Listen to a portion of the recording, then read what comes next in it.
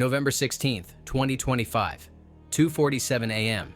Novokuybyshevsk, Samara Oblast, Russia, 900 kilometers from the Ukrainian border, a city asleep, an oil refinery operating around the clock, processing 8.8 million tons of crude annually, producing jet fuel for Russian bombers, diesel for tanks, gasoline for military logistics. Then the sky lit up.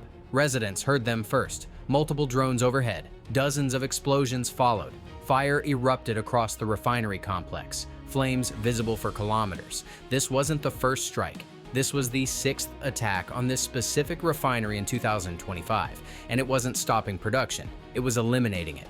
This is WarFist TV, where we analyze the battles that change wars. Because Ukraine's systematic campaign against Russian oil infrastructure isn't just about destroying refineries. It's about bleeding Russia's war machine one barrel at a time. Hit subscribe.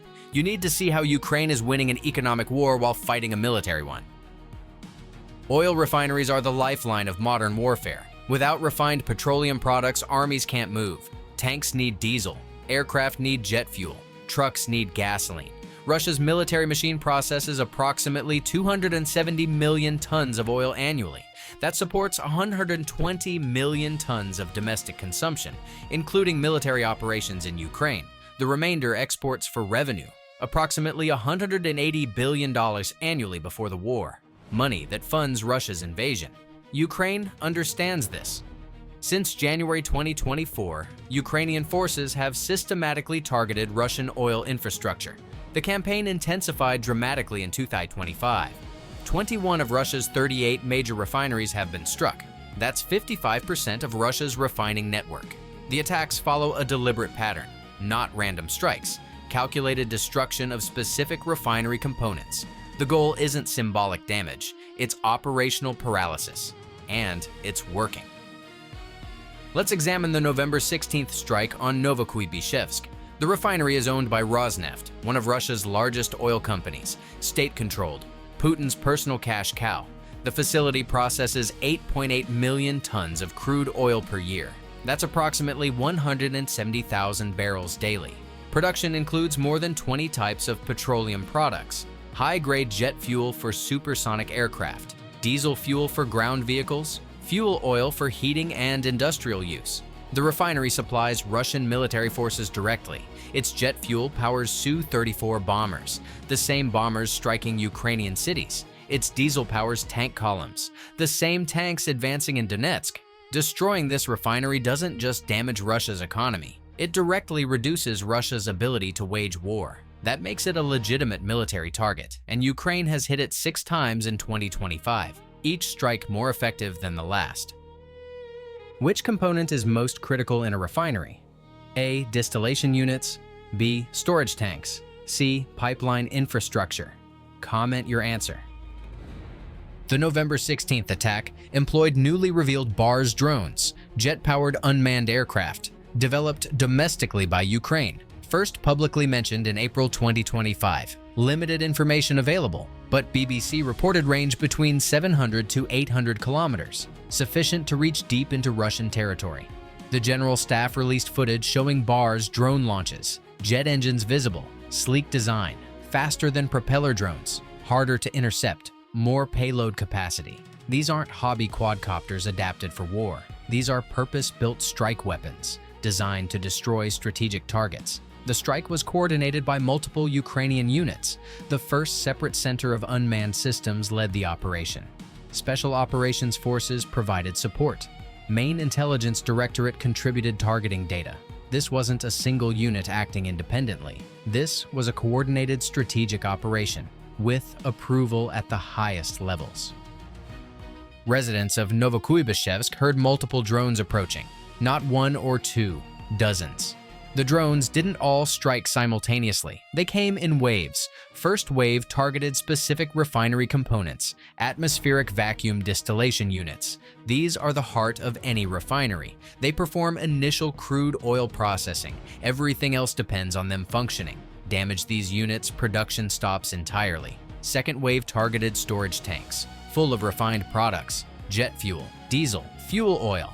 Hit a full storage tank, you get massive secondary explosions, fires that burn for days, destruction that takes months to repair.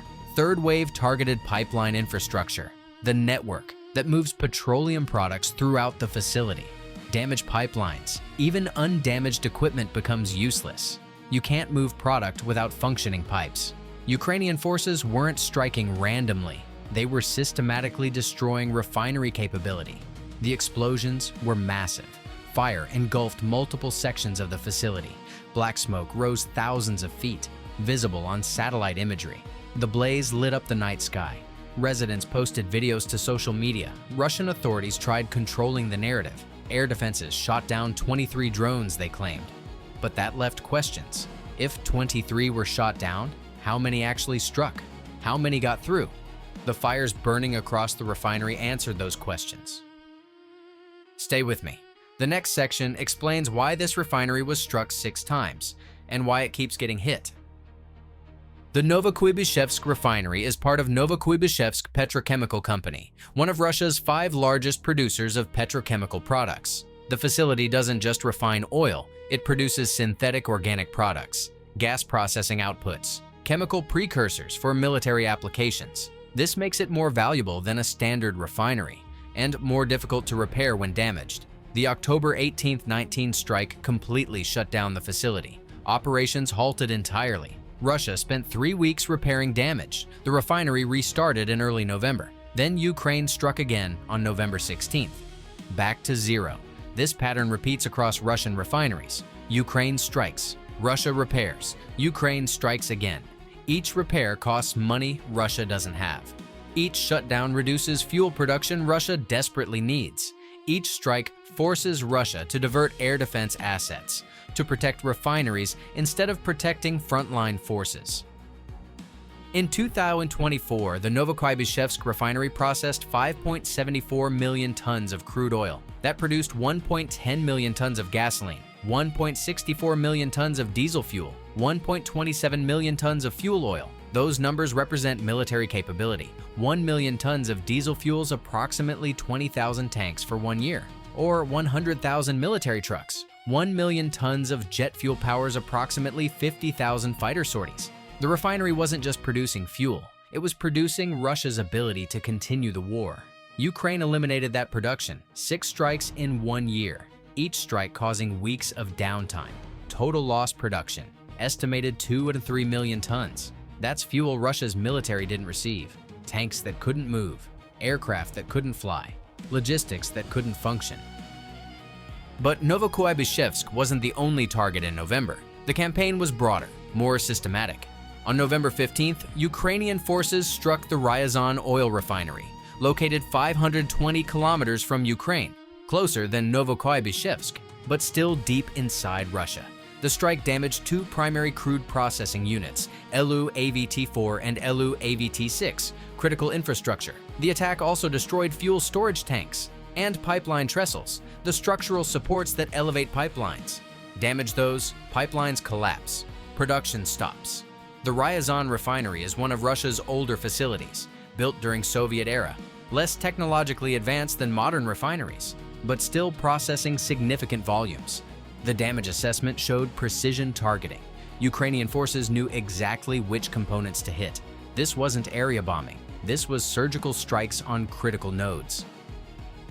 What's the strategic value of hitting the same refinery multiple times? A. Prevents repairs. B. Exhausts air defenses. C. Forces resource diversion. D. All of the above. Answer coming. On November 11th, Ukrainian drones struck the Saratov oil refinery, also operated by Rosneft. The strike caused complete shutdown. The refinery isn't expected to restart until December. That's over 1 month of zero production. The Saratov refinery produces over 20 types of petroleum products: gasoline, diesel, fuel oil, technical sulfur, all critical for military operations. November 11th was the 7th strike on Saratov in 2025. 7 attacks in 11 months. Each time Russia repairs damage. Each time Ukraine strikes again. On November 6th, the Volgograd refinery was damaged, located in southern Russia.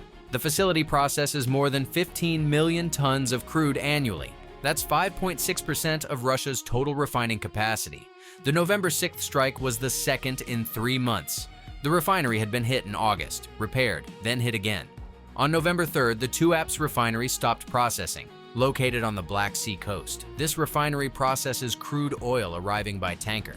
The stoppage lasted weeks. Production losses mounted. The pattern is clear. Ukraine isn't randomly striking refineries. Ukraine is executing a systematic campaign. Target selection is strategic. Refineries producing military-grade fuel get priority. Facilities that supply frontline forces are hit repeatedly. Large refineries processing millions of tons annually are targeted. The attacks are timed to maximize disruption. Strike during peak production periods. Hit during winter when demand is highest. Attack repeatedly to prevent recovery. The method evolves continuously. In early 2024, Ukraine used primarily TB2 Bayraktar drones. Turkish-made, effective, but limited range. By mid-2024, Ukraine deployed domestically produced long-range drones. Greater range, larger payloads, better targeting. By late 2024, Ukraine introduced jet-powered drones, even greater range, even larger payloads, precision strikes deep inside Russia. November 2025 showcased the Bars drone, jet-powered, 700-800 kilometer range, can carry significant explosive payload. Video shows clean aerodynamic design, jet engine mounted at rear, control surfaces for precision maneuvering. These drones can fly higher than propeller types, faster than traditional drones, harder for Russian air defense to intercept. The Bars represents Ukraine's indigenous defense industry success, designed in Ukraine, built in Ukraine, using domestically sourced components where possible. This matters strategically. Ukraine doesn't depend on foreign suppliers. Western restrictions don't apply. Ukraine can strike whatever targets it deems necessary, without asking permission. The strategic impact extends beyond immediate damage. Russia's oil industry is suffering compound effects. First, direct damage. Refineries destroyed or damaged. Production capacity offline. Estimated 10 to 20% of Russia's refining capacity affected. That translates to approximately 500,000 to 1 million barrels per day. Lost production. Second, economic impact. Russia exports petroleum products for revenue. Less production means less exports. Less exports means less revenue. Estimates suggest Russia lost $10 billion in an export revenue in 2025, money that can't fund the war. Third, domestic shortages. Russia needs fuel for civilian economy, heating, transportation, agriculture, industrial production. Reduced refinery output causes domestic shortages. Gas stations run dry, prices spike, rationing begins.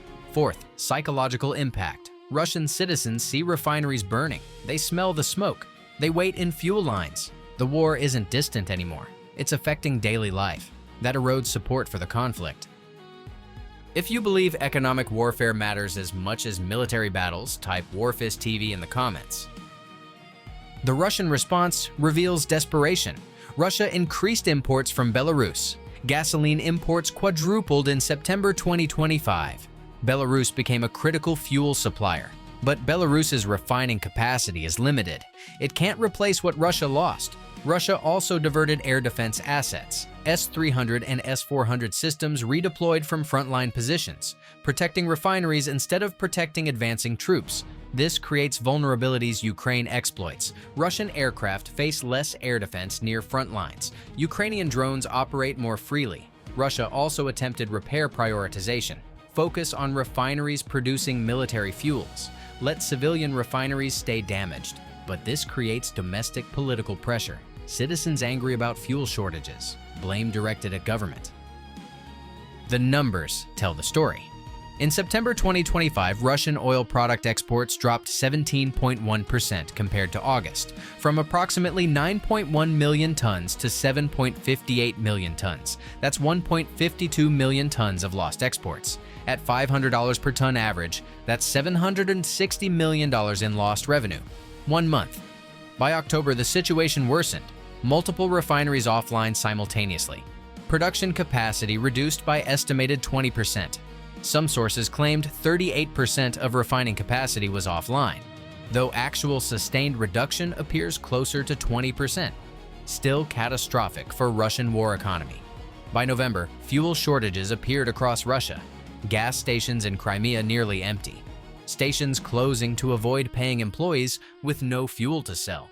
lines forming at functioning stations, prices spiking despite government price controls, black market fuel appearing. A poll from Web Bankier showed 74% of Russian drivers noticed gasoline price increases since August 2025. 90% expected further increases. 56% considered increases significant. 18.9% reported finding empty gas stations. These are not wartime shortages in a distant region. These are fuel shortages in Russia's heartland. The war is coming home. The Western response has been supportive. The United States reportedly provided intelligence assistance, helping Ukraine plan long-range strikes on energy infrastructure. This includes satellite imagery, real-time surveillance data, technical analysis of refinery vulnerabilities. French Foreign Minister Stéphane Séjourné commented in April 2024, "The Ukrainian people are acting in self-defense, and we consider that Russia is the aggressor. In such circumstances, there is hardly anything else to say." Translation: Ukraine has every right to strike military supporting infrastructure. Finnish President Alexander Stubb was more direct. He called Ukraine's strikes on Russian oil refineries acceptable, adding that Russia understands only this language. The international community recognizes these strikes as legitimate warfare. Refineries producing military fuel are valid targets. Attacks on war-supporting infrastructure are legal under international law. Russia can complain. But Russia started this war. Ukraine has every right to strike back. The answer to our earlier question? D. All of the above. Striking the same refinery multiple times achieves multiple strategic goals. It prevents effective repairs because Russia knows another strike is coming. It exhausts air defenses, which must remain on high alert continuously. It forces resource diversion as Russia must allocate repair crews, security forces, and air defense assets. And it creates cumulative damage that becomes impossible to fully repair. Each strike compounds the previous one. Russia is playing defense. Ukraine controls the tempo. Think about the strategic evolution here. In 2022, Ukraine fought defensively, surviving Russian invasion, protecting cities, holding territory. By 2023, Ukraine counterattacked, liberating occupied areas, pushing Russian forces back. By 2024, Ukraine expanded operations deep into Russia, striking military facilities, ammunition depots, command centers. By 2025, Ukraine is waging systematic economic warfare, destroying the industrial base supporting Russia's military. This is strategic thinking at the highest level. Win the battle, win the campaign, win the war, but also win the economic competition. Make continuing the war unsustainable for Russia. Force Moscow to choose between military operations and civilian economy, between frontline fuel and domestic fuel, between exporting for revenue and supplying the military. The oil refinery campaign achieves all these objectives. Every strike reduces Russia's military capability. Every barrel of lost production is fuel Russian tanks don't have.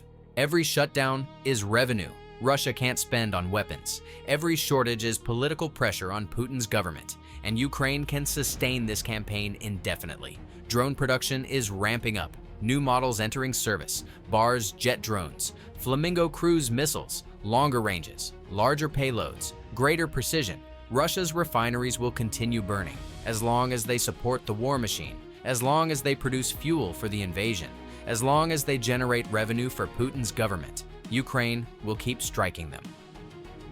The Novokuybyshevsk refinery will try to repair again. Russia will spend millions on repairs. Bring in specialized equipment, import components under sanctions, rush the work, get production restarted. Then Ukraine will strike again. The cycle continues. Russia repairs, Ukraine destroys. Russia spends money, Ukraine spends drones. The mathematics favor Ukraine. A Bars drone costs perhaps $100,000 to produce. Being generous. The refinery damage from one successful strike exceeds $50 million. That's a 500.1 cost-benefit ratio. Russia cannot win this economic exchange. Eventually, Russia runs out of money to repair, or decides protecting refineries costs more than they produce.